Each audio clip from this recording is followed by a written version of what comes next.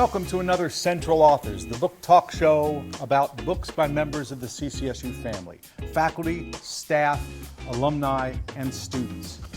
I want to thank, as always, the CCSU Barnes & Noble Bookstore and the Media Center for their support of this program. I'm Gil Gelati, I'm your host, and today I'm very pleased to introduce Jeremy Pollutro, who graduated from CCSU in 2004 with a BA in Graphic Information Design, and then he returned as a graduate student from 2012 to 2015 to study education.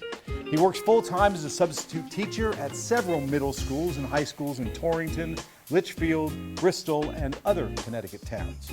Mr. Pollutro has previously published the Championship Teams of Baseball Word Search book, and today he'll be speaking about his latest book, Who's Who in New York Baseball, the All-Time Greatest Players. Ladies and gentlemen, Jeremy Pollutro.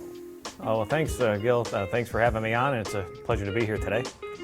And again, my book, Who's Who in New York Baseball, the All-Time Greatest Players, it profiles over 100, maybe about 125 of the greatest players in the history of New York baseball. And it includes the New York Yankees, New York Mets, and also the old Brooklyn Dodgers, New York Giants. And if you want to go way back to even more obscure names, the Troy Trojans and Buffalo Bisons and Brooklyn Bridesmaids. A lot of people probably haven't heard of them, but if you go back to the 1800s, maybe early 1900s, those teams are in existence as well. And so it's interesting to see some of them, about 125 of them. And again, their selections were based on their careers in New York. They had to be maybe a certain length and had to be had certain level of achievements and ability, and also a lot of them are tied in part with being associated with championship teams or pennant-winning teams or some winning in New York. So those are obviously big events in the history of a place too, those when your team wins and gets into the championships and all that. So that's all important. And it includes little mini biographies, little blurbs, mini biographies about each person and a little bit of a stats line. I selected a best season for each player and their career totals for their time in New York. Some players played their whole careers in New York. Obviously, as you get to more recent years, that's very rare. And then they might have played part of their career in New York, maybe with a couple of New York teams, but I'm just looking at that portion of their career, obviously, is the only thing that's relevant to this book. Just the same way all the other players in baseball history obviously aren't included in here because it's only New York, but it is multiple teams, though, which is good. And myself, I've been a baseball fan, since I was a little kid, maybe 5 or 6 years old, and was always a Yankees fan. And obviously, I have a baseball book collection myself. So obviously, I came up with this idea through a number of, you pick up little pieces from different things you've seen and a number of different baseball books that I've had, and even baseball card sets and things like that I've had over the years that have profiled a number of different players from the history of baseball. So I came up with this idea of to put this book together, and for quite a few players, all in one place where you can read a little bit about them, get the idea of their career in a nutshell, and then people like their statistics too, and there's a little bit of statistics in there, and you can read those about each player. And it's not the biggest book that's ever been done, but I think what I have done is pretty good. And for what you could read, it's probably a good thing to add to someone's baseball book collection. If you're a kid, would like it, whether you're a 12-year-old or even someone who's 85 years old probably would like this book too, with all the different players that you remember from over the years and everything. And it goes through all the eras. Like I said, it goes all the way back to when the New York Giants first became the New York Giants in, I think, 1883, all the way up to, well, there's one player who's actually still currently playing. I didn't focus really on current players because their careers are still a work in progress, and we don't know what they're going to do, but we've got the recent players of some recent years as well who are included here, and which is good for all different fans to read if they're interested. Okay, Jeremy, let's start the conversation then. All right, so first of all, how long did it take you to write the book? I'd say about 6 or 7 months. I did it in my free time when I wasn't working. Whenever I could do it, I worked on it bit by bit. And so how did you, how were you able to, sort of, well, first of all, where was your research done? How did you do your research? I'm sure you kind of the players who've been alive during your lifetime and during your fandom, you made that list pretty easily, I would assume. But then, going back, how did you find out about some of these players? Because even kind of some of these, as you mentioned, some of these players are not well known, even if they were at the time, in their time. Even some that are in the Hall of Fame, some people probably never heard about. They Right. get in there, they were elected a long time ago, but you don't really know them, and they're kind of obscure compared to the other ones. But if you look at their careers, you say, oh, they did this and this and this. They were actually very good, but you don't hear too much about them. Right. And one of them might be Roger Connor, who was actually from Waterbury, Connecticut. He played for the New York Giants through a lot of his career in the 1880s and 90s, and was the home run king before Babe Ruth, but he only had about 10 to 15 home runs a year. And Babe Ruth took it to a whole new level after the 20s. But, well, I came up with a variety, of course, obviously the books that I have that I've collected in my time and researching online. And, there's a lot of like top lists of players of a certain team's history and things. I looked through a whole bunch of different sources and my own knowledge, of course, as well, but where I was able to come up with some of the players that are considered the greatest ones in the history of those teams. And I did my own research at the ones that I did select. A lot of it was from baseballreference.com. I would look at it, it's just a statistics page with no body text or anything like that, but I looked for statistics and other achievements throughout that jumped out at me, and I would put that into words into the mini biography that I came up with for each player. But I would look at each team separately and say, well, these are some of the greatest Mets or the greatest Brooklyn Dodgers or whoever. And of course, there's a ton of Yankees in there because everybody will look at it and say, the Yankees have just had so many great teams, so many great players. And if you look at each one, though, you could say, well, how could you leave this person out? So there's a ton of Yankees in there, though, but there pretty much has to be, though. But I tried to get as many of every team as I could. There's a lot of Brooklyn Dodgers. New York Giants had a lot of players over the course of their time. But, of course, both those teams have been gone since 1957. So and then the Mets didn't even come along yet at that time, maybe 1962. So they are kind of recent compared to how far the other teams go back. So it's... Given your fandom for the Yankees, were there anybody surprise you that they made it kind of into your book? In a sense, kind of oh wow, I really hadn't thought that he was that good, if you will. Well, of the Yankees only, yes. Or anybody? Well, start with the Yankees, and then open it up to other teams. Well, I'm trying to think here. Again, believe it or not, there's actually some people missing that are pretty good from the Yankees. And I said, well, there's so many Yankees that they got to have some missing as well because the other teams don't have as many. I couldn't put everybody in if they didn't quite have all the components needed to be included in it. And I'm trying to think who's, well, I included Billy Martin as a player. And that might be kind of surprising. You do hear a lot about him because he did so well in those 1950s World Series and everything and set World Series records and all that. And that's important. But I mean, his seasonal statistics, his career wasn't that long.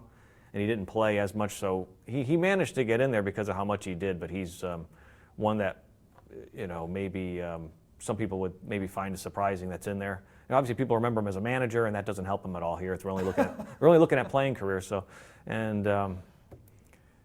But he was in there, he's in there because he helped get lots of people into trouble. Right? Yeah, well, yeah, that's the other thing. Player. Yeah, he was in, but he was really part of some of those great teams of that era, and a lot of things do include Billy Martin. So I said, well, maybe I'll include him, but he, manages to just make it in. Another one might be Bucky Dent. Okay. His home run made the difference. He wasn't there that many years, and he hit the home run, but he had some great series and a couple of very good years, and was a good defensive shortstop. And of course, then he hit the home run against the Red Sox, and everybody remembers that. So maybe a couple of them I almost didn't put in, but they managed to make it in. So what kind of statistics did you look at defensively, right? Or is this mostly as far as productivity and success for non-pitchers? Are there any defensive statistics that you're really focused in on? That's a good point. I actually wanted to talk about that. I did include some defensive statistics in there, and for each player, not the pitchers, but the hitters. I mostly looked at their offensive stats, but I did put their defensive stats in, which you don't see too often. And I got that idea from some of the old baseball cards that I collected back in the 50s. Those cards actually had some defensive stats on the back, and you don't see that too often. I think it's interesting to see putouts, assists, and I actually included double plays. But what's interesting to keep in mind is that you really got to look at their defensive stats in the context of the position that they play, because the defensive stats are very different. The shortstops and second basemen obviously are known to do the most defensive work, and they pretty much have the most of everything, where you could say they have quite a few putouts and assists and double plays, but obviously maybe a lower percentage of them are routine plays. Not that they're not routine plays sometimes. Not every assist is a phenomenal throw. There's some, they throw the ball a lot, and a lot of them, if you look at just that, it would be a routine throw. But like in contrast, the first basemen statistically look like they do the most, but really they get an insane amount of putouts because they take every throw at first base there.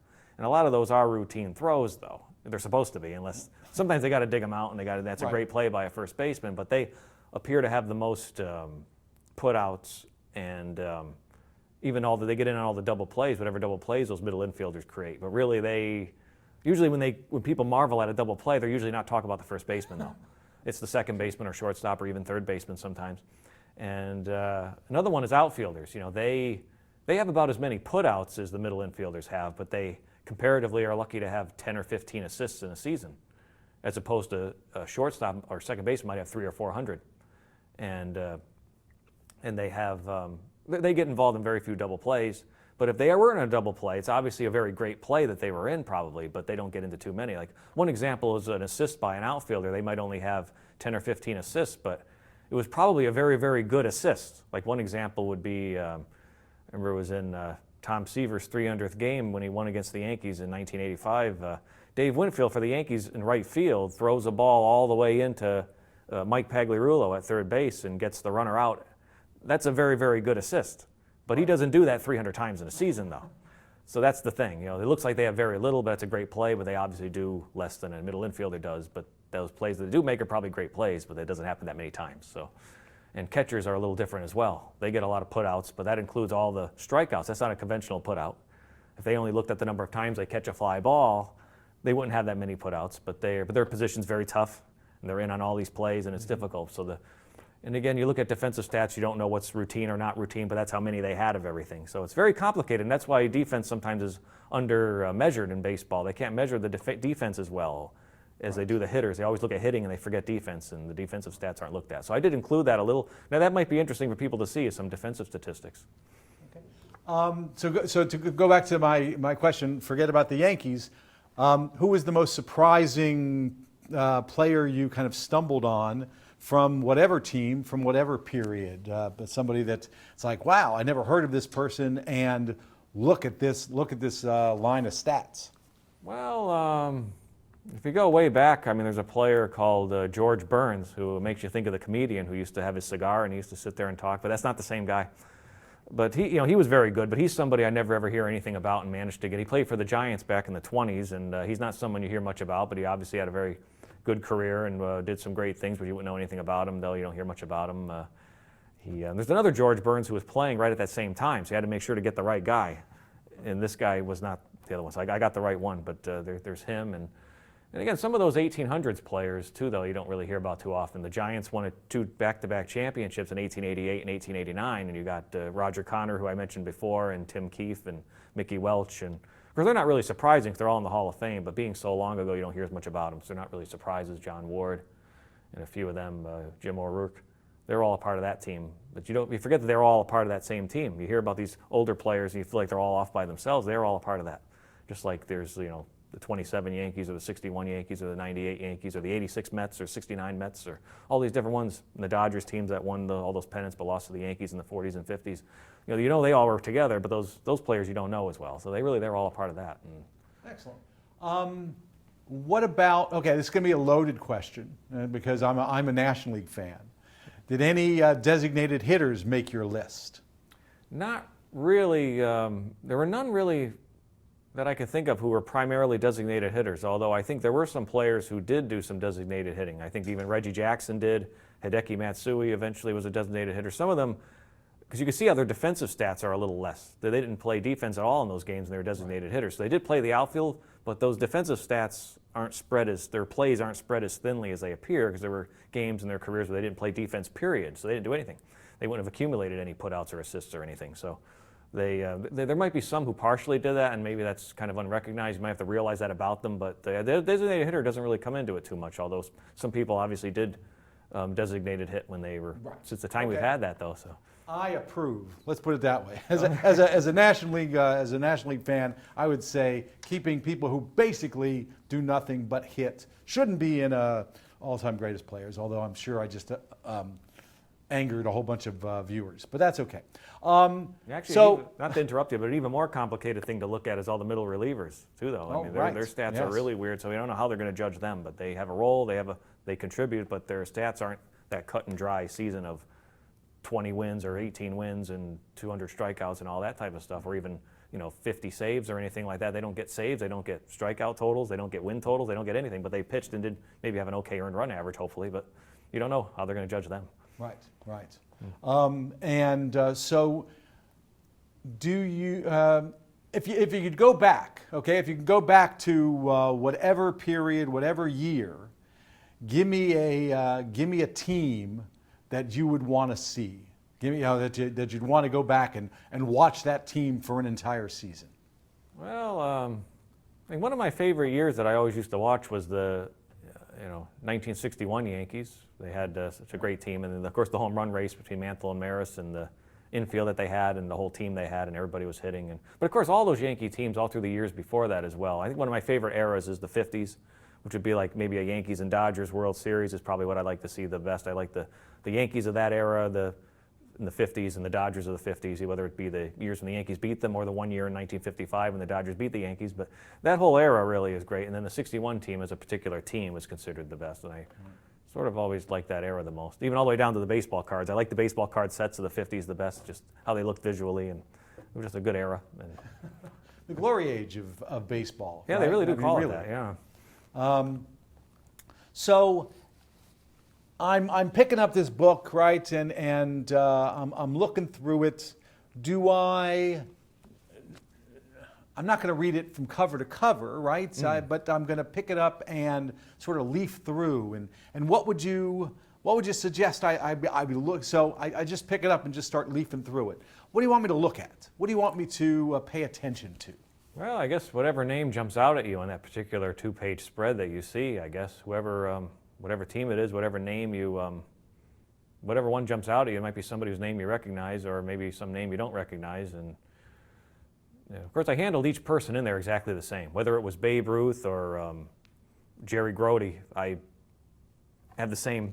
Every mini biography is about the same length, which reminds me of a baseball card set that I had once with a whole bunch of old players. They had a blurb on the back and a couple of little statistics at the bottom, but you only have so much space on a card, so no matter who you're doing, nobody's going to have a big long one compared to a small one. So everybody's handled the same. They take up the same amount of space. Nobody has a bigger chapter than another person or anything like that, but it says, I think, what it needs to say about them. But on a baseball card, right? Is there any? I'm trying to remember now. It's been a long time since I had baseball cards, but was there any text? Wasn't it all very stats? little?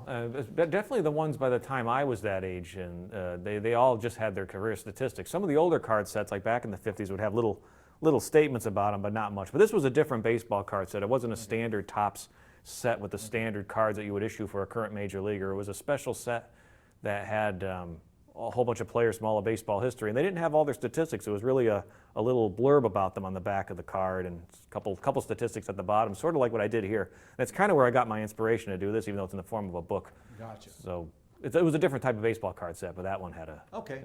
All right. So, but it had to have been daunting, right? You're writing this book, and I don't know. Well, first of all, where did you start, right? How did kind of whose biography, whose section did you write first? It was probably, actually, believe it or not, the original plan was to actually have it be sort of like a ranker list. So it'd obviously be the greatest names ever, like Babe Ruth and Willie Mays and Joe DiMaggio and Mickey Mantle and Lou Gehrig and all of them, and would be at the top. Because I originally had the names sort of ranked of who was the, from greatest to least greatest, and I was going to do a book that way.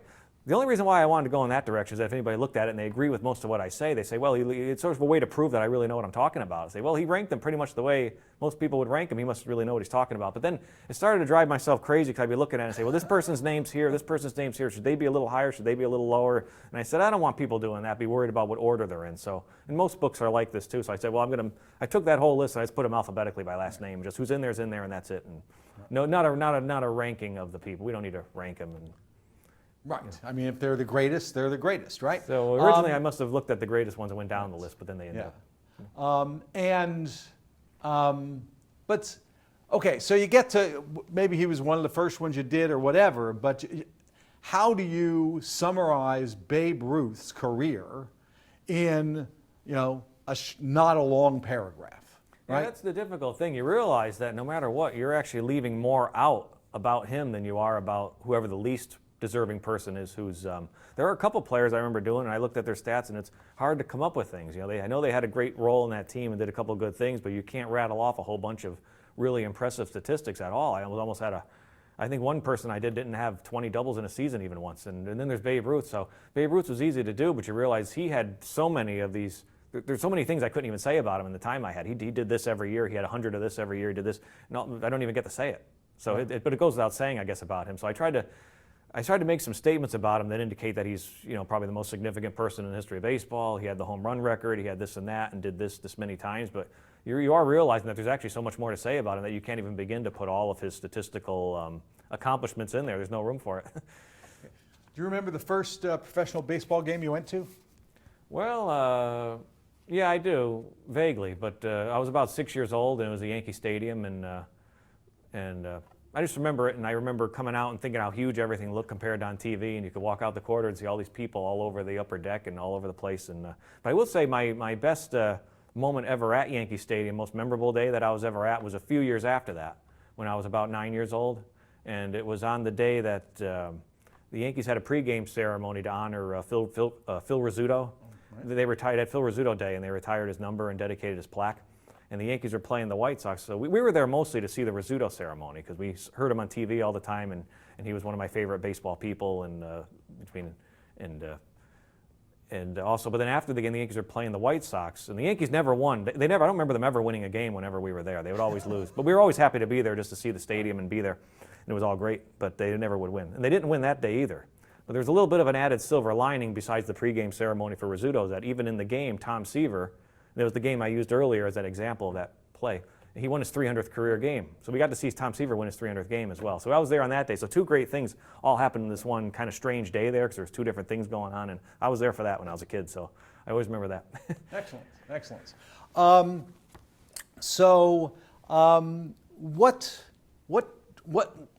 What drew you to baseball, or what Yeah, I don't know. I know I played as a baseball as a youth, like numerous people do, but nothing much. After that, I was average at best when I was in Little League maybe or something. But I started playing when I was a kid, real young, and then we started to get into Little League. We decided to play in the local Little League, and just watching baseball on TV, I guess we just liked it, and then we played it around the house or whatever, and then played in the local league. But that was about it, though.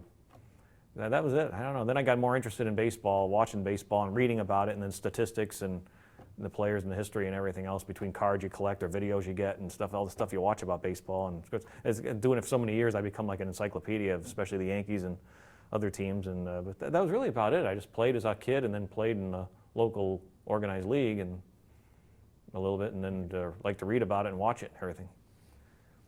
Do you still enjoy it? Oh yeah, I do. Yeah, no, I watch the games all the time, and even during the off season when they never used to have this, but they have MLB Network. If there's nothing else on TV, and there's not a lot of things I like to watch, if nothing else, I could leave it on the MLB Network, and just whatever's on there, it's okay, because at least it's baseball. Even if I'm not paying that much attention, I'm doing other things, I can just leave that on the TV, and it's not something that has no reason to be on my TV because I'm not interested. I could leave it on that, and you're fine. So I watch all the Yankee games, and I leave baseball on whenever it's on. If there's nothing else, I have that on. So it's just all right. So let's talk current baseball. Mm-hmm.